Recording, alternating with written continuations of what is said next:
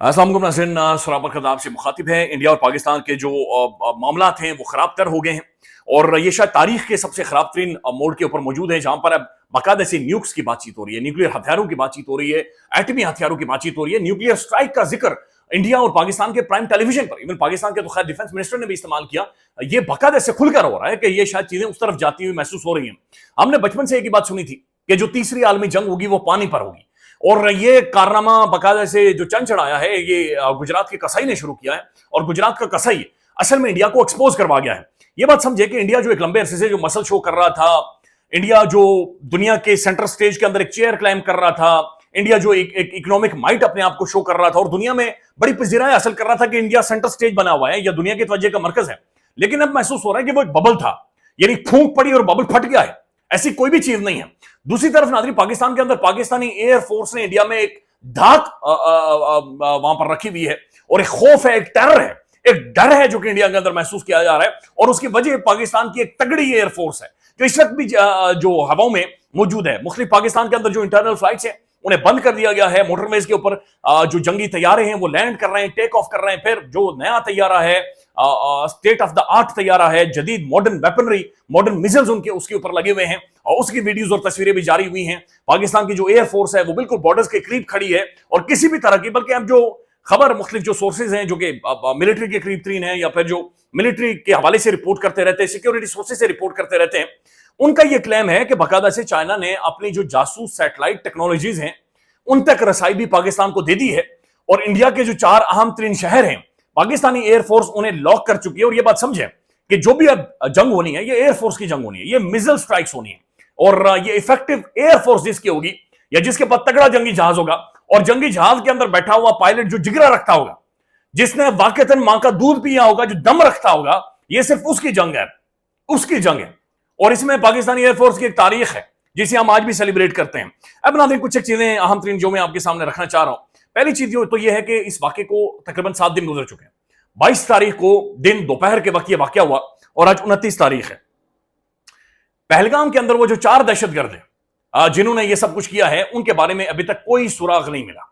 पहलगाम के जंगलों में इस वक्त इंडियन जो फोर्सेज हैं पागल हुई पड़ी हैं, कुत्तों की तरह वो सूंघ रही हैं हर जगह को, लेकिन अभी तक इन 4 जो दहशतगर्द हैं इनके बारे में कोई इंफॉर्मेशन नहीं है, कोई खबर नहीं है। जमीन खा गई, आसमान निकल गया, ये किधर गए?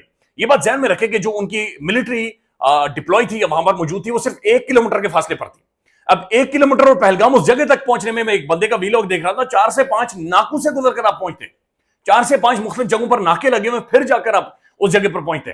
तो मिलिट्री 1 किलोमीटर पर मौजूद है, नाके लगे हुए हैं, 4 दहशतगर्द इस तरह का वाकया करते हैं और फिर गायब हो जाते हैं, और फिर उनके बारे में कोई इतला नहीं है, कोई खबर नहीं है। तो ये इतना और खबर ये कैसे फिर मुमकिन नहीं है? अब इंडिया ये कर रहा है कि उन्होंने मकबूजा कश्मीर के अंदर अभी तक की इतलात के मुताबिक पता नहीं 5 से 10 हजार लोगों को उठा लिया है, गिरफ्तार कर लिया, और तकरीबन 10 से 12 ऐसे घर हैं जिनके अंदर बम लगाकर वो उड़ा रहे हैं। ये धूम धूम की आवाजें आ रही है, बम अंदर जाकर लगाते हैं और पूरे घर को उड़ा रहे हैं। तो फिर ये सवाल ये पैदा होता है कि ये जो 4 दहशतगर्द थे ये किधर गए? इन्हें जमीन खा गई, इन्हें आसमान निकल गया, ये किधर गए हैं? कौन इन्हें उठाकर लेकर गया है?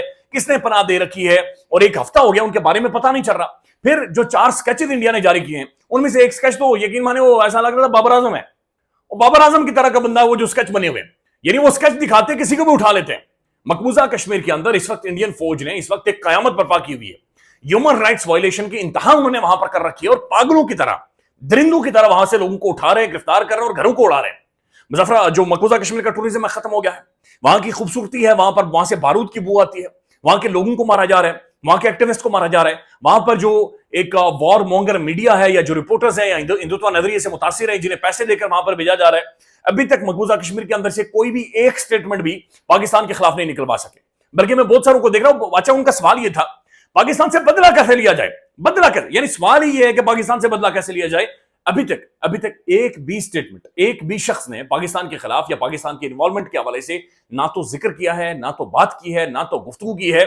लेकिन इंडियन मीडिया वहां पर पागल हुआ पड़ा, इंडियन फोर्सेस वहां पर एक्टिव हैं, पहलगाम के जंगलों में वो दरख्त सूंघ रहे हैं, वो झाड़ियां सूंघ रहे हैं, वो तमाम तर गारों के अंदर मौजूद हैं, घरों की छानबीन कर रहे हैं, लेकिन उन 4 दहशतगर्दों के बारे में कोई सुराग अभी तक नहीं मिला। बल्कि मैं देख रहा था जो पाकिस्तान के अंदर भी कुछ अमेरिकन एम्बेसडर्स हैं उनकी भी ये स्टेटमेंट आई है कि इंडिया के पास अभी तक कोई सबूत, कोई भी किसी भी चीज को लेकर कोई प्रूफ, कोई भी चीज अभी तक मौजूद नहीं है, और अपने तौर पर ही इंडिया सिर्फ कहे जा रहा है। अब नाज़रीन, दूसरी तरफ जो हुआ है एक तो पाकिस्तानी फौज ने लाइन ऑफ कंट्रोल पर भारतीय क्वाड कॉप्टर को की फजाई हुदूद की खिलाफवर्जी को नाकाम बनाया है।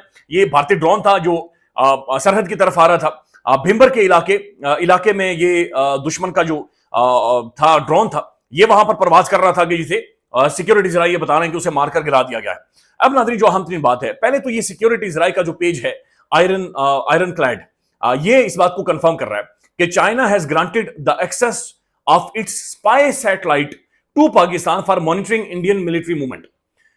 परवीन स्वानी जो इंडियन डिफेंस एनालिस्ट हैं, वो चीख रहा है बंदा इस बात पर, वो सर अपना पिटा रहा है कि जनाब ये इंडिया इसके अंदर, चाइना इसके अंदर शामिल है और चाइना असल में फेंटा लगाना चाह रहा है। आपको याद होगा कि जब लद्दाख में इंडियन फोर्सेस ऊपर गई थी तो चाइनीज ने सबसे पहले उनसे हथियार छीने और हथियार छीनने के बाद डंडे मारे उन्हें, और इतने डंडे मारे कि वापस आए वो हफ्ता तो खाली ये दिखाते रहे कि कहां कहां से वो सूजे हुए हैं।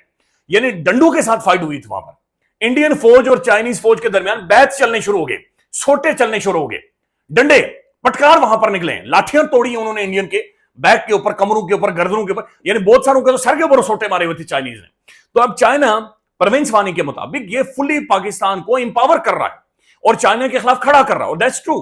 चाइना एक आयरन दोस्त की तरह, फ्रेंड की तरह पाकिस्तान के साथ खड़ा हुआ है, और यह बाकायदे से कहा जा रहा है कि उन्होंने अपनी जो सैटेलाइट टेक्नोलॉजी है उसकी एक्सेस पाकिस्तान को दी है।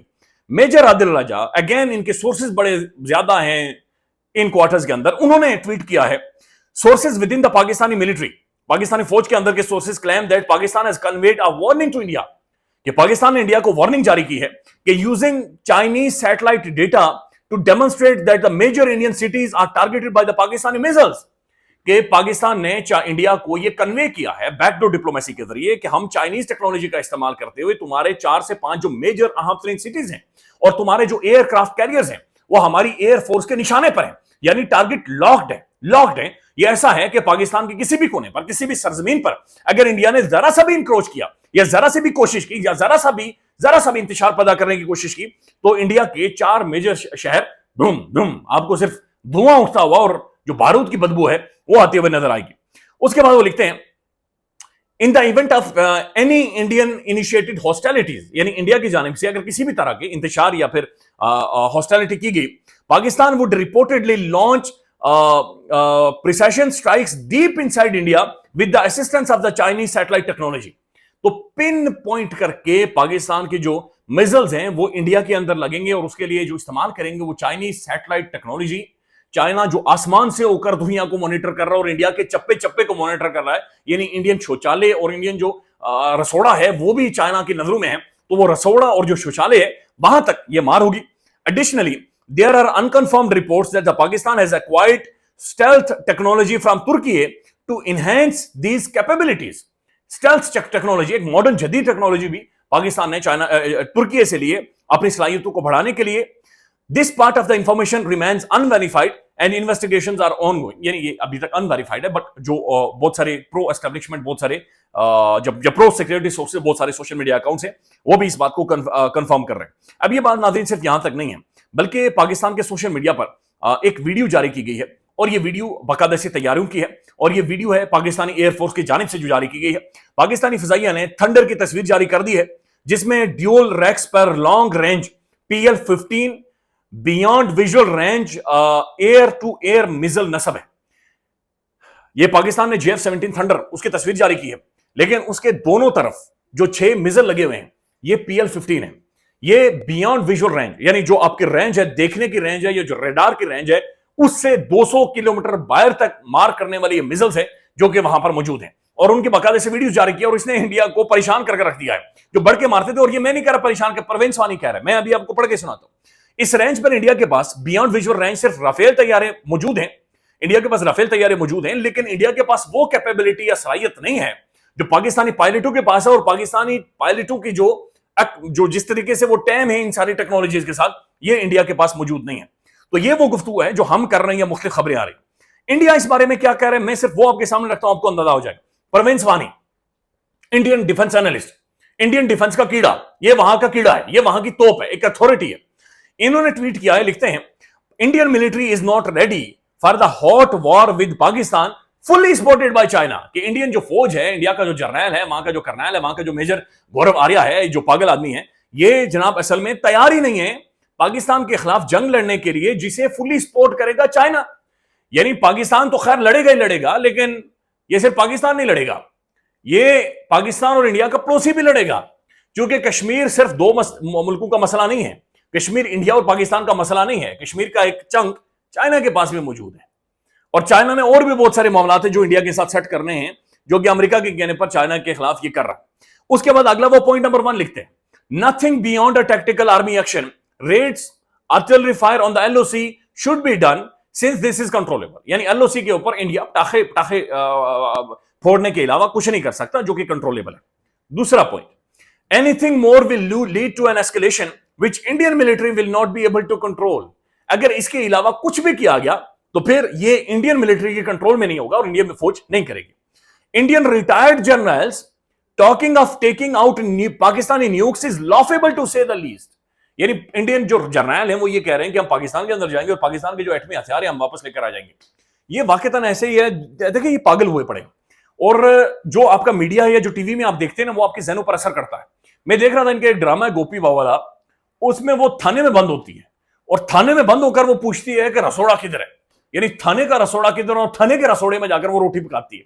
अब ये स्क्रिप्ट किसी ने लिखी है, किसी ना किसी की व्यूअरशिप है, कोई ना कोई इसे स्पॉन्सर कर रहा है और एक मैसिव स्पॉन्सर है, तो अंदाजा लगा लें कि ये वही ज़हनियत है जो कि मिलिट्री में इंडियन जर्नल ये कह रहे हैं मीडिया पर आकर कि हम पाकिस्तान के अंदर जाएंगे और वहां से न्यूक्स लेकर वापस आ जाएंगे।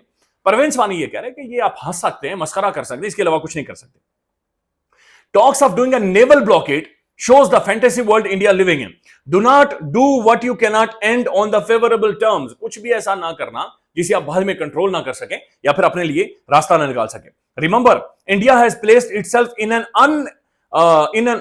unenviable military position where both military lines are active and the military leadership is unprepared, since it was reportedly told that this is not an era of the war. The PLA has huge capabilities to support Pakistani military without showing its hand. And Pakistani Air Force as a lead service of the hot war is better prepared. The Trump administration will not support India. Russia will remain neutral. Israel has its hand full with the challenges. वो कह रहा है कि Trump आप support नहीं करेगा, रूस neutral रहेगा, जो गुंडा है बड़ा वो खुद फंसा हुआ है, तो वो आपकी तरफ नहीं आएगा। चाइना फुली जो उनकी आर्मी है PLA की, वो फुली सपोर्ट करेगी जनाब पाकिस्तान को। पाकिस्तानी एयरफोर्स तैयार है, जदीद मॉडर्न वेपनरी उनके पास मौजूद है, लिहाजा यूर गॉन। इंडिया एक मजाक बन गया है, बल्कि एक्सपोज होकर रह गया है। धज्जियां इंडिया की उड़ गई हैं। इस वक्त पाकिस्तान के डिफेंस मिनिस्टर ख्वाजा आसिफ साहब का अगर मुंह पाकिस्तान में बंद कर लिया जाए या उन्हें खामोश करवा लिया जाए, मेरे ख्याल में पाकिस्तान एक डिप्लोमेटिक एज भी ले सकता है। डिप्लोमेटिकली भी पाकिस्तान बहुत सारे जो दाग पाकिस्तान पर लगे हुए उन्हें साफ करवा सकता है। आई होप सो कि एक बेटर सेंस प्रिवेल करे। ख्याल रखिएगा, अल्लाह हाफिज।